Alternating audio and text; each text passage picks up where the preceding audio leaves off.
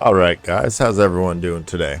Hope everyone's been enjoying Battlefield 6 so far in all its glory. With some recent changes that have come to Portal making it much more difficult to complete challenges, I thought I'd drop a little tips and tricks video on the Engineer Specialist. So I was able to get this done yesterday with some relative ease, a little bit of luck involved obviously. But here's the way I ended up doing it. So first and foremost, it's going to require two people. One at the beginning of a game of Conquest is going to have to hop in a Bradley, an anti-air, or a tank. And then you, or the person who's looking to get Engineer Specialist done, will have to go and capture a point. Now, some equipment that you're going to need to get this done prior to even starting the match is on your Engineer. You will need the Combat Engineer training path picked for the overheat control portion of it. That is going to come in very handy whenever using the EOD bot to do some repairs on a vehicle. Now you will also need the EOD bot and not the repair tool, because aside from the overdrive for the 10 seconds that the repair tool gets, the EOD bot actually repairs at a quicker rate, which will net you those points that you need in the match. Alright. So at the start of the match, like I said, your teammate is going to get in a armored vehicle and stay within spawn, but avoid the repair station. This is very important. They cannot go near that. So you are going to go capture a point, and you are going to then have to redeploy back to your spawn.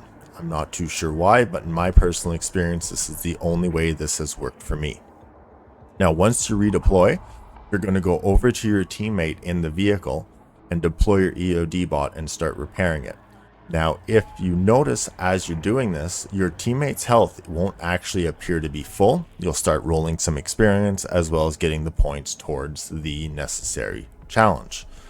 But the health itself will not go up. The entire match you'll be able to sit there and repair, and it will count towards the challenge. There's two very important things. The first I've already mentioned is you cannot go near any repair station because they will repair you to full health. The second is it is very important that your teammate does not get hit, because if they get hit, you will start repairing them and you will end up repairing them back up to full health, and then this little workaround will not work anymore with that vehicle.